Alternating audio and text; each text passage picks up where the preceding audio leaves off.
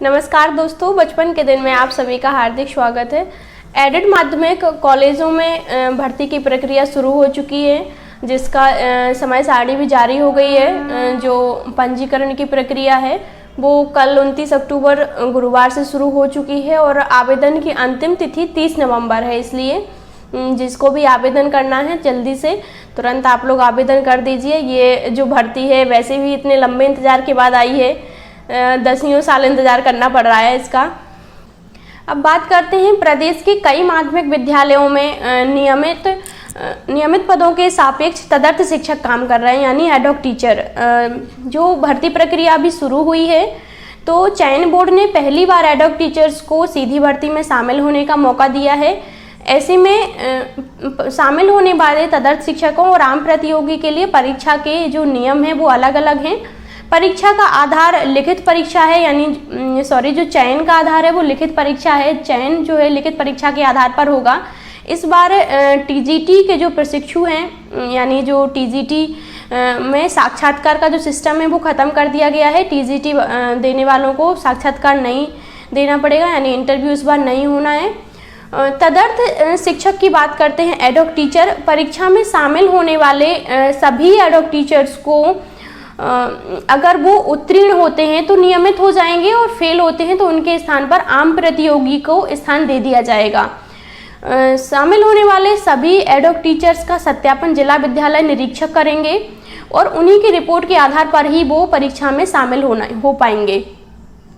अब बात करते हैं जो एडहॉक टीचर्स हैं और आम प्रतियोगी हैं उनमें क्या डिफरेंस है, किस तरह का प्रश्न पत्र आएगा, किस तरह के अंकों का वेटेज होगा, और इन सारी जानकारियों के साथ हम आगे बताते हैं। सुप्रीम कोर्ट के अगस्त 2020 के आदेशानुसार तदर्थ शिक्षकों को अधिभार अंकों का वेटेज भी मिलना है, तो वो कैसे मिलेगा, कितने अंकों का मिलेगा, ये भी हम आप लोगों को बताते हैं। बात है सबसे पहले जो अंकों का वेटेज है, प्रत्येक तदर्थ शिक्षक को अधिकतम 35 अंकों का वेटेज मिल पाएगा, यानी प्रत्येक वर्ष के 1.75 अंकों के हिसाब से प्रति वर्ष रहेगा अंकों का वेटेज। यानी अगर 1 साल का एक्सपीरियंस है तो 1.75 और मल्टीपल होता जाएगा अगर आपको जितने भी साल का एक्सपीरियंस है, पर 35 अंकों से अधिक नंबर नहीं मिलेंगे। बात करते हैं आम प्रतियोगी की, जो टीजीटी के पद के लिए उम्मीदवार है, यानी टीजीटी के पद के लिए अप्लाई कर रहा है। सबसे पहले टीजीटी वालों की बात करेंगे, फिर पीजीटी की बात करेंगे। टीजीटी वालों के लिए 500 अंकों का प्रश्न पत्र होगा, जिसमें 125 अंक शामिल होंगे। प्रत्येक प्रश्न 4 अंक का होगा और 2 घंटे में सभी प्रश्नों को हल करना होगा। ये तो हुई आम प्रतियोगी की बात। अब बात करते हैं तदर्थ शिक्षक की, जो टीजीटी के लिए अप्लाई कर रहा है। टीजीटी के लिए अप्लाई करने वाले तदर्थ शिक्षक को अधिकतम 35 अंकों का वेटेज मिलेगा। तो आप जैसे जो भी मेरिट बनेगी वो उसमें ओवरऑल 500 नंबर होना चाहिए। तो आप ऐसे समझ सकते हैं कि आम प्रतियोगी के लिए 500 अंकों का प्रश्न पत्र होगा, तो जो तदर्थ शिक्षक हैं उनमें जो अंकों का अधिभार अंकों का वेटेज है 35 नंबर, उसमें से घटा दीजिए। तो 500 में से जब आप 35 हटाएंगे तो 465 अंक बचे। तो जो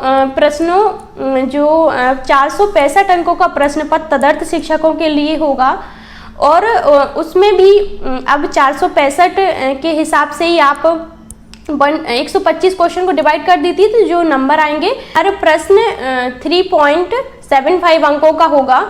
और लिखित परीक्षा में आने वाले अंक को अधिभार अंकों से जोड़ा जाएगा। इसके आधार पर जो टोटल होगा उनका 500 हो जाएगा, और आम प्रतियोगी का भी 500 अंकों में प्राप्त अंकों के आधार पर, मतलब उसके आधार पर ही मेरिट बनेगी। यानी ये कोई भी कन्फ्यूजन नहीं होना चाहिए कि जो आम प्रतियोगी है और तदर्थ जो प्रतियोगी है, तदर्थ अध्यापक यानी एडहॉक टीचर्स हैं, उनमें जो प्रतियोगी लेवल होगा वो सबका सेम होगा, क्योंकि उन्हीं के आधार पर उनको अंकों का डिवीजन किया गया है उनके प्रश्नों को। यानी आप इस तरह से मान सकते हैं, अगर एक आम प्रतियोगी 100 प्रश्न हल करके आता है, तो उसको 100 प्रश्न सही हल करके आता है, तो उसके जो मिलने वाले मार्क्स होंगे वो 400 हो जाएंगे। 400 नंबर हो गए आम प्रतियोगी के। अगर उसी जगह तदर्थ अध्यापक है और वो 100 प्रश्न सही हल करके आता है, तो उसके जो उसको जो अंक प्राप्त होंगे वो 400 ना मिलकर 375 अंक ही मिलेंगे, क्योंकि उसके एक प्रश्न पे जो प्राप्त करने की जो दिया गया है क्वेश्चन कि एक प्रश्न को उसको 3.75 मार्क्स ही मिल पाएंगे। तो इसके आधार पर 375 तो उसके लिखित परीक्षा में हो गए, फिर उसके सेवा काल के अनुसार उसको जो अधिभार मिलेगा अंकों का वो ऐड किया जाएगा, फिर उसके बाद दोनों की मेरिट बनेगी, यानी योग्यता के आधार पर ही चयन होगा, इसलिए सोचने वाली कोई बात नहीं है।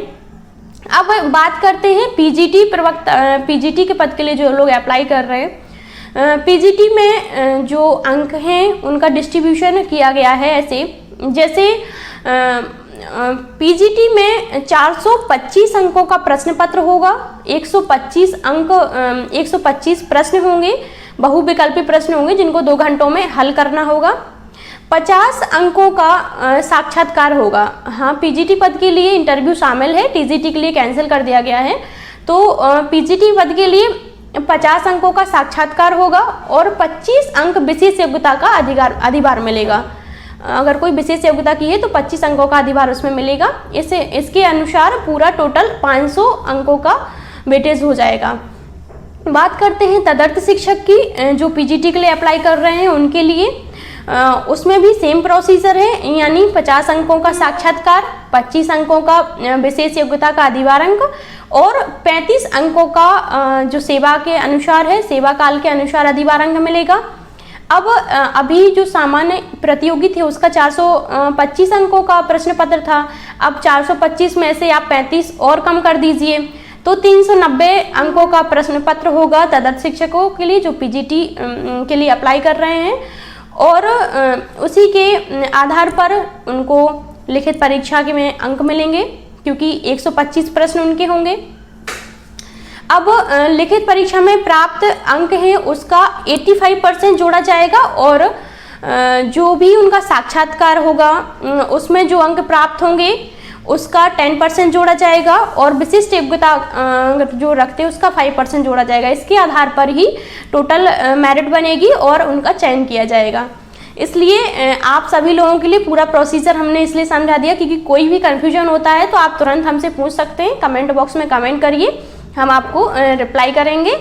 और जल्दी से आवेदन कर दीजिए, ये भर्ती बहुत दिनों के बाद आई है, आप सभी लोगों को इंतज़ार था, तो लंबे समय से ये भर्ती प्रक्रिया नहीं हो रही थी, इसलिए सभी अभ्यर्थियों को बहुत बहुत शुभकामनाएं, यानी ऑल द बेस्ट। आप सभी लोग चयनित हों। धन्यवाद।